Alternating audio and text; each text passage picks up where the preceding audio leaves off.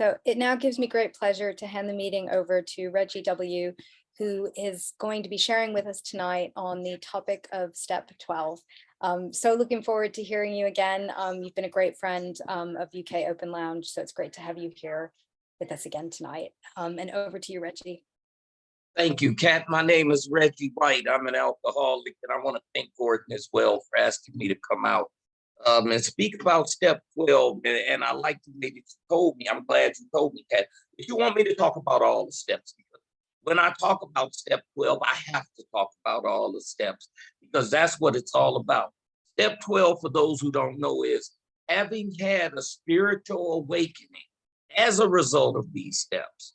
We tried to carry this message to the alcoholic and to practice these principles in all of our affairs. So, first of all, I had to have a spiritual awakening as a result of these steps. In order to practice these principles, and to do Step 12 in the first place. And I have to go all the way back. See, I had two sobrieties. I've had the blessing of having two sobrieties in one lifetime. I've been doubly blessed. And in the first one, I came here I came to Alcoholics Anonymous on February 7th of 1987. I walked into the Salvation Army Harbor Light Center more dead than alive. I came in here actually on a high bottom. It didn't feel like a high bottom at the time because I didn't know what a low bottom looked like, right? And I didn't know I was walking in Alcoholics Anonymous. I had never heard of Alcoholics Anonymous. I had never heard of rehabs. I had never thought about stopping drinking. I'd never thought about stopping doing what I was doing. And I didn't know that any of you guys out here were trying to stop. And why would you? Because it was fun. And the only thing I looked at is, if I had more money, that I could keep doing what I was doing, right? Because I kept running out of money and money kept becoming a problem, the consequences. And if you women would act just a little bit better, if you would cooperate just a little bit more, life would have been going great. And I definitely would never made it to Alcoholics Anonymous. That's the way I had looked at it. If you guys just acted right and would stop drinking up all my stuff, stealing everything. So in other words, it was never about me. It was always about you guys. It was always about something other than me. But I drug up into that place called the Salvation Army Harbor Life Center because I had not shaved, showered, brushed my hair, brushed my teeth, combed my hair. I hadn't changed clothes. I hadn't done anything in 2 weeks, right? I was in this girl's car. I had this girl's car for 2 weeks because I borrowed her. Well, she had given me her car to go and buy some stuff and make it back to her, and I didn't make it back. I'm a coward, right? And so I didn't want to take the car. Plus, I didn't have any gas in the car. So I called my brother, who was in Alcoholics Anonymous, and I didn't know that. Two of my brothers had disappeared. They had stopped drinking and using like I had been drinking and using it, and they disappeared. And I called one of them and said, will you take the car back? He said, I'll take the car back if you'll go into this Harbor Light place, right? So I want to say I got tricked into going to the Harbor Light place, but I wasn't really tricked because I needed somewhere to go just sleep. And just because I owed so many people money and they were looking for me and I needed a safe place. And they said, if you go in here, nobody can get to you. They won't tell anybody you're in here. So I walked into the Salvation Army Harbor Light Center on February 7th, 1987. They sent me up to detox. I went up in detox, and then they sent me, after a week, this thing they called an AA meeting. They told me to go to this AA meeting and sit in the front row because I was something that they called new. And so I sat in that front row, and that guy was standing up at that podium, and he's preaching at me, right? And pounding on the podium, talking about, if you want what I have, you will get this Bible, and you will read it from the beginning and you will get a sponsor and your life could change. And I'm thinking, man, you lame. I don't want nothing you got. But then I had a quick second thought. I thought about the fact that he wasn't coming back to that. He wasn't spending the night at that Harbor Light Center. I was. And that he was going to probably drive away because he certainly wasn't walking down Skid Row that time of night. So that meant he had a car. And with that meant he probably had a home to go to. And he may have had a couple of women up in that house, maybe at least one. And he probably had a job to pay the bills. And I start thinking, maybe I want a little bit of what this guy has got, right? Let me see how he's pulling this off. They're going to maybe teach me how to do this. And so I asked him to be my sponsor. He gave me that Bible. I looked at that Bible. It said Alcoholics Anonymous on the front of it. And I realized that I was like, what in the world kind of Bible is this? But I did what he said, and I read it from the beginning, and I found out some strange things. I read in the very beginning in the doctor's opinion where it said, the only hope for the chronic alcoholic is total abstinence. See, and I'm not a dumb guy. I'm a smart guy, and you can't slip words, big words like abstinence by me. So I knew what total abstinence meant. So I thought there was the bait and switch, and I'm like, I didn't come here for that. I came here so you guys could teach me how to pay my bills, drink just a little bit of wine, not drink the hard stuff, because I would throw that up and I would black out and act crazy. But teach me how to drink wine, smoke a little non-addictive marijuana, keep my Lakers season tickets and my Dodger tickets and keep going to parties and concerts and keep me a couple of women and teach me how to hold on to a bank account and hold on to a car. I thought you were going to teach me how to do life. And instead, you guys said you were going to teach me how to be totally abstinent from everything. And it's sort of like when I look in the book where it said, became that an alcoholic looked at it like an alcoholic had to decide, make a decision between a spiritual life or an alcoholic death. And I'm thinking, that's no choice at all. Who wants that spiritual life stuff? Who wants to be, I equated that to my mom and all that, like, right? I grew up in the church, right? And as a kid, my kid's version of church, all I could see is you adults up here on your knees all the time, praying. And I knew we were poor, and I knew the minister had a real big car, and we were walking home, my mom with her 6 boys, and the minister's driving, and he's not even giving us a ride. And and I'm thinking, oh, this is for weaklings. This is for weak people. And I'm a smart guy, and I'm a sharp guy, and I'm a guy with a really good brain. And then you guys taught me a little different. And I started to see, but I had my 2 brothers who were doing the same, drinking and using the same way I was, had come in front of me. So I saw the change in their life. And so I decided to at least open my mind a little bit, right? And then I started with that step 1 experience, right? And with step 1, I decided, okay, I'm looking, because you guys tell your stories, right? And thank God you tell your stories. Don't stop telling your stories. Anybody in this room, don't ever get to the point where you say, oh, we all know how to drink and use. No, if we knew how to drink and use, we wouldn't be up in Alcoholics Anonymous. We'd still be out there drinking and using. No, I didn't know how to drink and use. But what I learned is from your stories and what you guys, it's a trick. I learned how to laugh. I learned how to feel again. As a matter of fact, feel for the first time. Because when you grew up like I grew up, you weren't supposed to have feelings. You were supposed to be a man. And I'm supposed to be a man, and I wasn't supposed to have these feelings and stuff. That's for weak people, And then you guys are all of a sudden telling me in this first step thing, well, wait a minute, we need you to surrender. What? We never surrender. I was taught never surrender. So these are all foreign things to me. And so now I'm getting up on step 1, and you guys are telling me surrender to win and all this kind of stuff. And I need to surrender to the fact that I'm powerless over alcohol. And then it came back to that book that he had me read. And when I got to that part about the only hope for the chronic alcoholic is total abstinence, what they also told me in that part is that this was a disease. I didn't know it was a disease. I tripped off of that. I was like, wow, really? And it opened my mind up a little bit, because you guys started describing. Then Bill told his story, just like he's talking from a podium. And Bill, when he told his story and his ups and downs, and Bill drank like I drank and used. Bill was all messed up, right? Bill was a mess. And Bill kept, and I started relating a little bit to you guys. And I started opening up just a little bit. And I had that first step experience. And people started telling me that the only thing that Alcoholics Anonymous could not do for me is not drink and use. So I had to bring that. They said just one day at a time. That's all I needed to do. One day at a time. Can I not drink for 24 hours?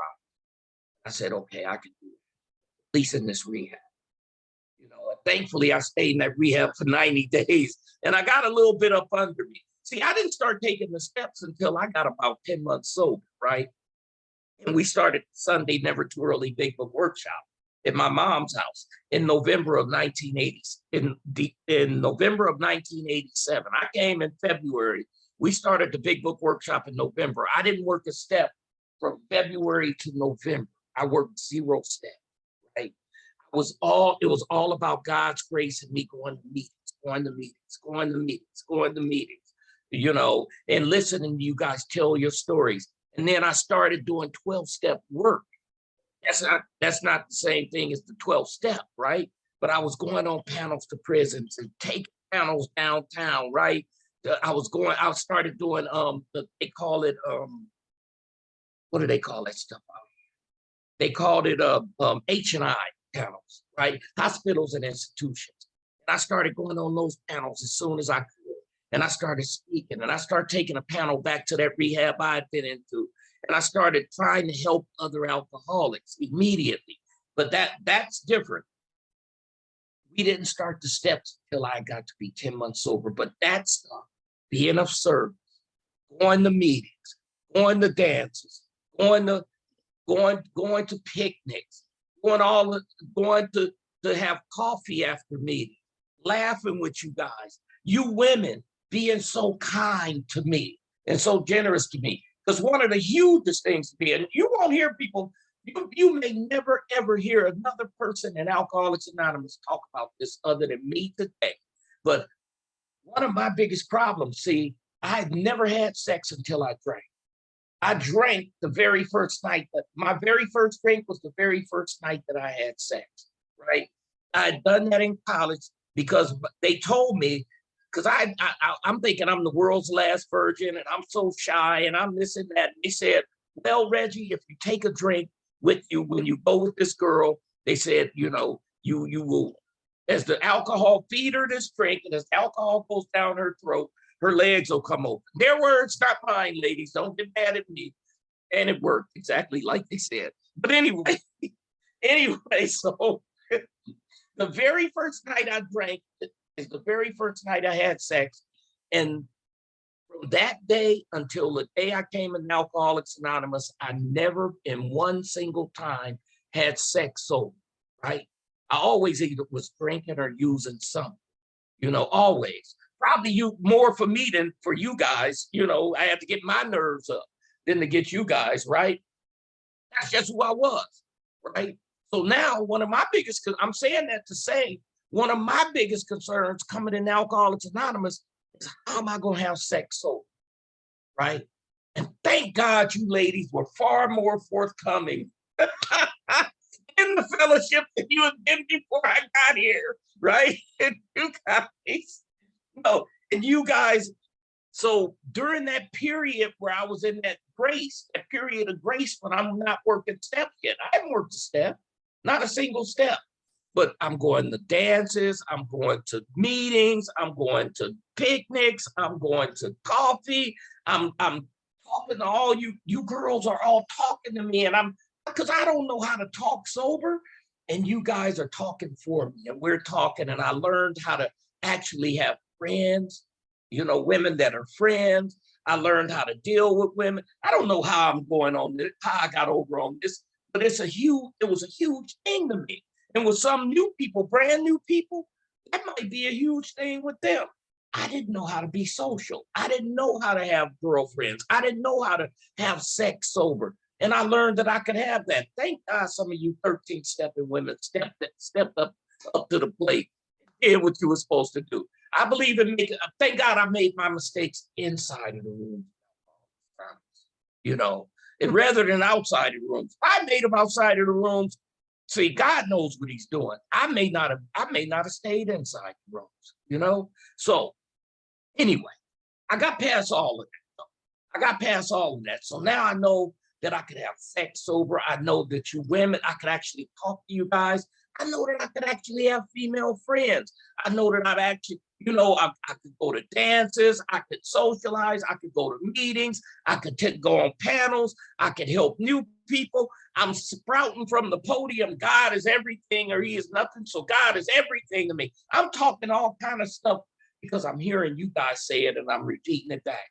And then we started Never Too Early Big Book Workshop, and I got my introduction to the steps of Alcoholics Anonymous, and my life took off.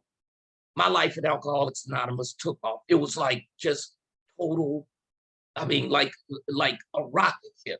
We started working the steps exactly as outlined in the Big Book of Alcoholics Anonymous. As a big book group, we went to Long Beach and met with Joe and Charlie. Joe and Charlie were doing a workshop there, the guys who do the big book. And we learned how to do the steps exactly like they do them. And that's how we took the steps. And so now I started taking those steps. And in step one, it got to be a little different, right? I realized that step one was so critical that it took all of the big book up until we got to we agnostics, right? That's how big step one was, that we had to stand on step one. And in step one, that was me accepting who I am. And then it got to step two, where it comes, that's the hard part. See, you guys had, right? I could believe that I was an alcoholic. You convinced me that I was an alcoholic through your stories and my experiences, and then the way you felt and I felt. But then it got to step two, and you guys started talking that God stuff.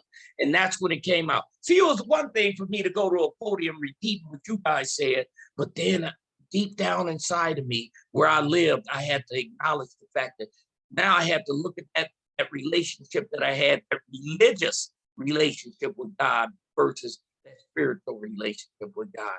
And that was a whole nother thing. But I got past it, and I got a God of my understanding.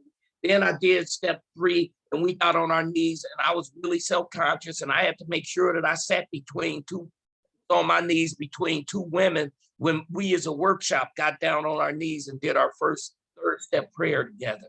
Because I just didn't even want to hold a man's hands. That was, and I was so embarrassed to be praying. I was really embarrassed to be praying. Some of you guys aren't like that. That was my experience, right? And because prayer to me still was a weak thing. Then we did step four, and thank God for accountability. With step four is where they told me I get to look at you guys and see where you guys just really screwed me over, right?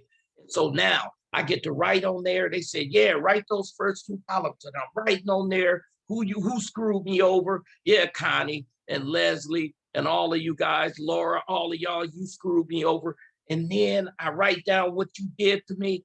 And then all of a sudden there's the bait and switch. And now all of a sudden you guys turned it. And then it comes down and I have to start looking at, you guys had me starting to look at what I did. And the part that I played and how I was dishonest and selfish and self-seeking, right? And I started to look and I started to see a pattern of my own behavior. And I saw that I was always trying to buy people's affection. I was always, I was actually physically buying women, but literally trying to buy everybody else's respect and appreciation everywhere in life, because I never thought I was enough. I never thought I measured up. I always thought you guys liked me because I had money, or because of my brothers, or for anything other than just who I am. And then, I found out, because at step three, I turned towards God, right? That was my first turn. That was the biggest turn. And then at step four, I turned back towards me. And I didn't know that was the last time I'd ever be looking at me and that I'd ever be working on me, right? Then came step five, and I actually told it to another human being. See, that's something that was totally against what I do. You don't tell your business.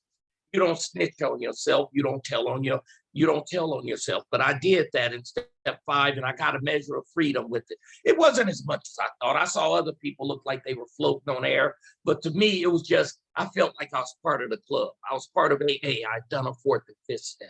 And so I felt part of. Step 6 and 7, that first time around, I didn't do anything. Step 6 and 7, it seemed like it was only in the book about a paragraph.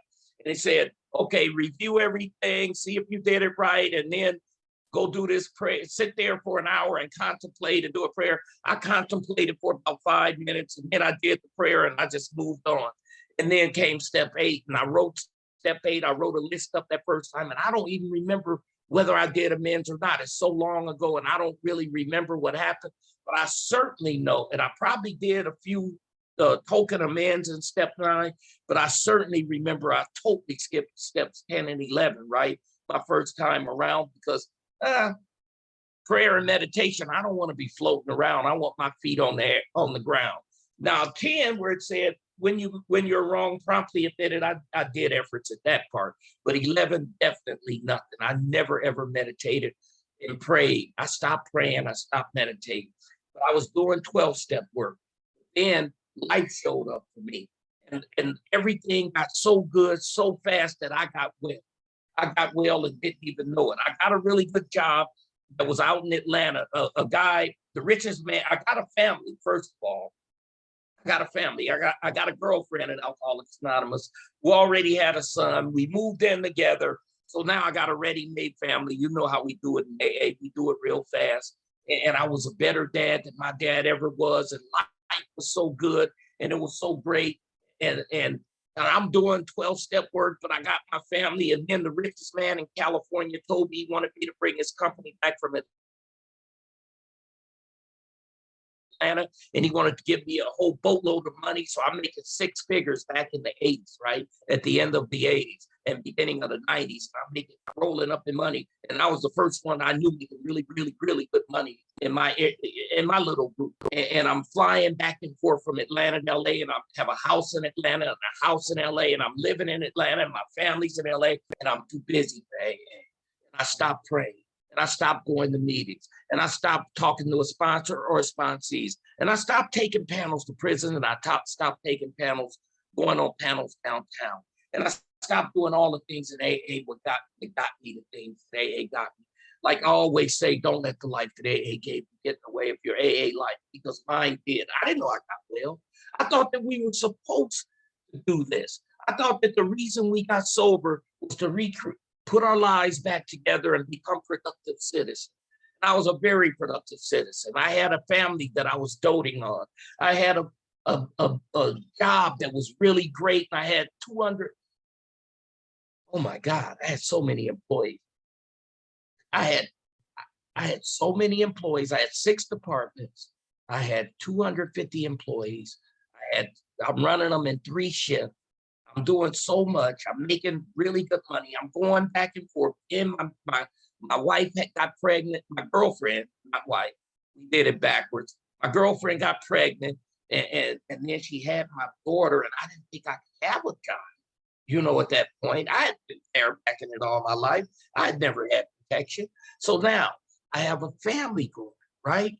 So now I got my got my own child. I had my stepson, but now I got my daughter, right? Angela Marie White. And life just showed up, and AA wasn't part of my life.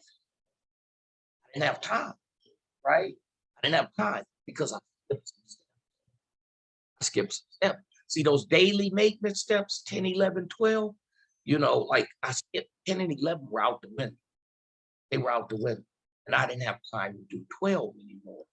And don't let the life that AA gave you get in the way of your AA life. So then when my daughter got me, and I had the tragedy with my daughter. My daughter lost her life. When she died, I had nothing. I had nothing backing me up, right? My feet weren't trained because we know how to survive things like that. We go to more meetings. We get in the middle of the herd till you love us back to life. We get at the podium and talk. We talk to sponsor or sponsees or newcomers. I could do none of that. I totally went down. And I was down and relapsed after about 11 months after she died. And I was down for 16 years before I made it back. And when I made it back, by the time I made it back to you guys, I was sweetly reasoned. I was desperate. I learned what it's like finally to be a low bottom from in that period of time. And I had a series of demoralizing and humiliating situations and my life was nothing but. When I made it back to you guys, it was like an entirely different Alcoholics Anonymous, and the steps looked entirely different to me.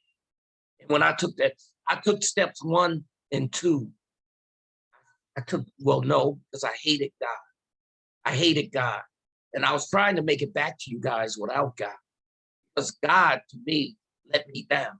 And I was thinking, okay, if there's a God out there, I'm too scared to say there's not a God, but he's absentee here. He don't care what we do to each other down here. And you know, and F God. And God is really, you know, he's the enemy. And I didn't want any part of God. So when I made it back to you guys, I have to say thank God that God doesn't need my permission to work in my life, because God was working in my life, bringing me back. God was working in my life, carrying me for those 6 years. Nothing happened to me while I was out. Nothing serious enough to where I'm not sitting back in front of you guys right now, a free man. And when I made it back to you guys, it was entirely different Alcoholics Anonymous. See, I started getting blessed immediately. There was something that happened. The first thing that happened was this. When I came back, when I made the decision, well, there was a decision made to kick me out of my mom's house after my mom was letting me stay there, rent a room there, because she just had hope that there was something left in me, something, just a little bit of something left, that maybe I could make it back. She was holding out hope, and she couldn't stand looking at me, but she at least, I'm her son, and she loved me, and a mother's only happy is their most unhappy child. So she let me stay there. And then that car got stolen out of her driveway by my girlfriend, her car, and my baby brother came and said, you have to leave my mother's house right now. And I made that one right decision to go back to that same rehab I've been twice in a 5-year period. So I go back to that rehab. I call my sponsor. He gets me in. He runs the rehab. And he sees me, and when he walks up on me and my head is down, because I hadn't picked my head up in 16 years. I hadn't looked anyone in the eye in 16 years. And he said, you're a child of God. He said, God wouldn't have put you through everything he put you through for 16 years to leave you out here. He said, pick your head up. And I looked at him and I said, would you please take me through the steps? And I finally asked another man for help, first time in about 20 years. And I something happened, something clicked right there without my permission. God, something, there was grace. God started pouring grace on me. And it was a turn in my life, in my head, where I stopped worrying about, I was always worried again about what everybody thought of me and how I looked. And I was worried what people were going to say about me. And I was worried what that staff was going to say, because I'm back in that rehab again. And I was always most likely to stay sober. And here I'm going to have to answer those questions the third time. What? Oh, you're back again. What are you going to do different this time? Oh, what did you do wrong? What? And I'm dreading those. And all of a sudden, I didn't care. And I no longer, from that point to this, I've not cared what people are saying about me. It's none of my business. My business is what I do for you and how I treat you and what I'm doing for you. And all of a sudden, I started helping everybody new. And it was always people coming in. So it was always somebody newer than me. But really, I looked at everybody as newer than me, because I had been through, I figured I felt like I had been through everything. And all I did is I would tell them those same funny stories like people would get them involved with their recovery. And I'm getting everybody involved and I didn't care how those stories made me look. I didn't care. God was pouring grace on me. And I did that all the way until I got out of there. And when I came out of there, see, I had done steps 1 and 2 and 3 in there, but I'm praying to a God that I don't believe in, right? I don't believe in this God. I don't believe that he could do anything for me. And I'm hating that God, and I'm cursing him every night. And I want to get back to you guys without God. And I walk right back in the Never Too Early Big Book Workshop.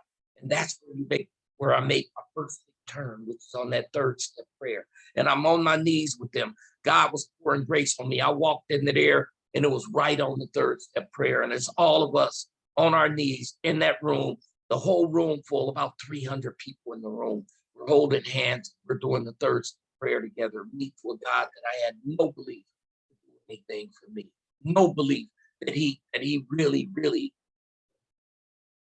in any area. And I'm cursing that God on a daily basis, but I believe that you guys believe. And that was enough to start. And I knew that that was enough to start, right? And so I just believe that you guys believe. And I'm holding their hands and I'm praying. And then we got to the fourth step. And on that fourth step, see, now I've got to get serious about this. My brother Ralph has a saying on this. See, we know justified anger is the worst thing possible for an alcoholic. And what Brother Ralph has a saying, when you have situations of justified anger, you've been raped as a child, molested as an adult, you've had terrible things visited upon you in life. Like my daughter, 4 years old, did nothing to nobody. And her whole life was ripped away from her. She was tortured by one hospital and murdered by the other. And I did nothing to nobody. And I'm sick, and that's totally justified anger. But he had a saying, do you want to be right or do you want to be free? Do you want to be right? Do you want to be free? And that was a key turning point in my sobriety, because I chose freedom right there and put God on that fourth step. And when I put God on that fourth step, things started to look different. I realized God didn't make the decision to kill my daughter. That was a doctor's children's hospital. God didn't make the decision for my daughter to die. That was a doctor's at Cedars-Sinai Hospital. And I realized, because I had been cursing God about the fact that that I had prayed to him, take my life and save my daughter. Well, when the God started working for me instead of me working for God, I started to have these mental shifts in the middle of the fourth step. These mental shifts just turn. That's what we do in these steps. We turn. And then I thought about it. I started to reestablish a relationship with God in that, because the whole thing about all these steps, 1 through 12, whole deal about all of them is to establish a relationship with a power greater than me, with a God of my understanding that can do anything other than fail. Anything other than fail. Well, Reggie, wait a minute. If he could do anything other than fail, how'd your daughter die? Well, that wasn't because God failed. That's because God allows us to have free will. What God does, God steps in and makes lemonade out of lemons. God steps in and he has no wasted. I forget how Laura always says it. She always says this thing about there's no wasted something in God's universe. I forget how it goes. You guys probably can all repeat it back at me. But anyway, the thing is, it's not that God can. See, when I know I'm in, see, what we do in the third step is we step up and I say that I turn my will and my life over to the care of God, right? To the power greater than me, right? How do I know I'm turning that will? How do I know when my will is turned over? When I can accept whatever the outcome is in God. Because if I already make and predetermining what the outcome has to be, that's Reggie. Okay, but who wouldn't want a little girl to not be tortured and to not be murdered, right? I'm not big enough to understand what God. If I did, I'd be God. But I do know that because God has carried me through all this and brought me back here, that I have an opportunity to be able to stand up with somebody else who's their child. Or when somebody else is standing here looking at their son or their brother or their father or their wife or husband out there. And I'm here saying, I was out there for 16 years and God still working his miracles. Don't put anybody out of the reach of God, no matter who. And then I know what our job is, continue to be that one big book that person can see. We're walking big book in our actions, how we treat them and how we act around them. And I'm not here to push or preach on anybody. I'm kind of a little bit all over the place here, but I hope you guys can piece together what I'm saying here. The fact of God's will is I don't have to understand it, but I have to know that I'm not him. Whatever happens is God's will, and just because it's something bad happening, the pandemic was a bad thing, right? But see, God made lemonade out of lemons, and here we are. He expanded Alcoholics Anonymous so that people who had been shut in and sick and hadn't been able to go to meetings now have all the meetings they want. He expanded it so that people who are disabled can have all the meetings they want. He expanded it so that now worldwide, we've been able to reach out to each other and make AA so much stronger and so much better as we go back out to our live meetings, still keep Zoom meetings. Okay, so anyway, I got past that fourth step and I did that fifth step, my sponsor, right? And so after 4 and 5, I'm no longer talking about me and I'm no longer worried about me because I've made that turn.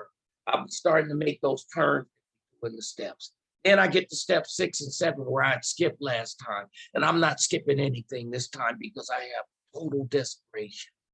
Total desperation. I've been gifted with desperation.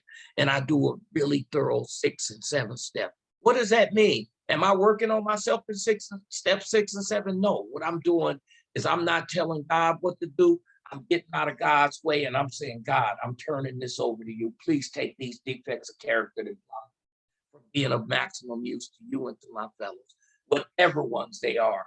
I know what I've been able to look and see what a lot of my defects of character are, and I become aware of them through steps 1 through 5. But see, it's not my job to determine which ones are taken away. God will give me an opportunity to work on. It's sort of like the fact that I've always been so impatient, and I talk to people, and I would cut people off, and I would be like in my business, and I'm better with people in AA, right? Because I know to be kind of spiritual, right? But at home and in my business, which is I do taxes, right? I would be short. I would be impatient with people, and I would be impatient with people in my personal life. And then, so how does that work? How does God work on that in my life? Well, one of the ways he worked on it with me is they have this guy, there's this guy in Alcoholics Anonymous named Don Majors. And Don Majors started, all of a sudden he put him in front of me and Don was sharing, and Don started sharing about courtesy. Simple courtesy. And when Don started sharing about how he started to be courteous, he said him and his wife were having problems. And I may be a little bit wrong about it. Listen to Don Majors. Go listen to a tape or listen to it. Catch him wherever you can. I think he's going to be in Barcelona. I listened to Don Majors. Don Majors started talking about how he started to be courteous with his wife and his whole relationship with his wife changed. And I think he said something like for the last 30 years or so, 20, 30 years, whatever it was, him and his wife have not had a crossword. They have been good to each other all of those years. And see, I was happy when me and my ex-wife stopped gunplay, stopped having gunplay. So, I knew I needed to put some of that in my life. So I started it in my business. I stopped talking over people. I just started listening more. I stopped talking over my sponsees and started listening more. I stopped talking over my ex-wife. I started listening more. And courtesy, something that simple, just courtesy. When I listen to people and instead of saying something back smart, because I have a really smart mouth, I like to think that my sarcasm is good and funny and everybody loves it, but not everybody loves it. When I start to bring a little courtesy in my life, because Don said, you cannot fail to have love and tolerance when you bring courtesy in. He said you will always have love and tolerance if you have courtesy. And I started bringing that in my life. And I think that was God doing that for me when I couldn't do for myself in step 6 and 7. And then, so in step 6 and 7, I turned toward God because I'm asking God. I'm making these turns now. 6 and 7, I turned towards God because God now is doing for me what I can't do for myself. And then I get to step 8, that's huge. Steps 8 and 9. Can't talk about step 8 without step 9. But I get to steps 8 and 9 this time through. And thank God for the sponsorship. My sponsor didn't just have me write a list. Rico had me not just write a list, but he had me write out each one of my amends. After I wrote the list, we picked the people off the list. I write it out on an index card. And I would write out a whole thing about please allow me to read this entire card to you before you have anything to say. I'll allow you to say anything you want afterwards. I'll allow you to talk as long as you want afterwards. Is it okay for me to make this amends to you? And then I turn it over and I would read exactly what that amends is, because I'm so scared. I'm so terrified, right? Going into these. I'm so scared. It's like when I felt like when I was making each one of these cards, I'm building a plank, like the old pirate ship where I'm gonna walk the plank. And I'm building my plank and I'm walking out, and then I'm gonna have to take that leap of faith off of that plank, right? And because you don't know if you have done all the things that I did in those 16 years, I was out with my family. It wasn't the financial ends and stuff like that I was concerned with. It was my mom and my son and my ex-wife and my brothers and the people closest to me. And because I have to go through and tell them all the things I did wrong. And now that means I got to relive each one of them. I'm terrified. I'm a coward, right? And I'm totally terrified. But I found something out that not only it didn't take till step 9. I found out when I turned for it, because in step 8, 9, I'm turning towards you guys, the people that I've harmed, and that I'm turning towards you guys now to make things right and to make things whole. And see, what I found is, this is a trip. Before, I remember when I was getting to step 9, the first time through, I was thinking, oh, I get to step 9 promises, and this is where I get the promises and all that. And I'm thinking, and now I get to do this, and I'm worried about what I'm getting. This time through, I didn't worry about what I was getting. I was worried about as I started writing the cards, something happened. Something changed inside of me. And I started worrying about what I was doing. As I was writing, I started to be ashamed of myself. And I started to be more and more ashamed. And I started to be more and more, I started to have just feeling for you guys, the people that I've harmed. And I was thinking, how could I have done all this? How could I have done all this? And I found myself that all I wanted to do was make things right. All I wanted to do was make things right. I didn't care what I got. I didn't worry about what I got out of it anymore. And that's the real purpose of step 8, 9. It's not so that I can, what I do get out of it is this: I get so much. Step 8 and 9, what I get out of those is I get freedom. I get to be able to look people in the eye again, look directly across at everybody in the eye. I get to stop looking over my shoulder. I used to walk, before I got back to the fellowship, I would never walk and just walk and look straight. I'm walking and I'm looking behind, because I never knew who could be seeing me and coming up on me, because who had I done wrong to? Now, instead, all I'm doing is I'm just worried about what I can do for you, what I could do for these people that I've harmed. And I'm not worried about getting any promises. So to hell with what I'm getting, about what I could do for you guys. So in step 8 and 9, I'm turning towards you. I'm turning towards you, the people that I've harmed. And then after steps 8 and 9, I got to the other steps that I skipped. Step 10 and 11. The weakest step that I do is step 10. Now, I do a strong part of step 10, and step 10 is continue to take personal inventory, and when we were wrong, promptly admit it. That part of step 10, I do exactly right. I do that part. When I'm wrong, when I see that, I immediately go back, people. And I've had to go back and make some really, I jump back and make some really embarrassing amends, but I do that part. But they asked me to do other stuff about writing stuff, and I pretty much put all of that into how I do step 11.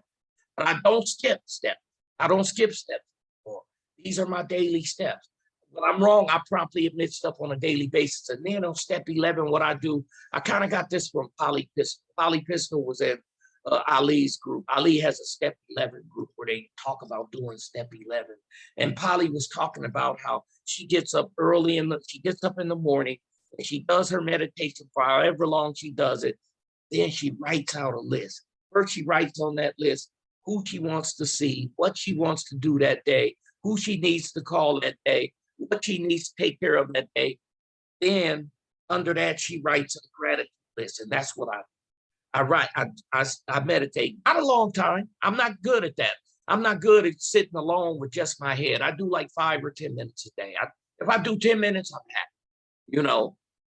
5 or 10 minutes a day, but I do it every day. Do it every day. And I sit and I do that 5 or 10 minutes, and then I do my list.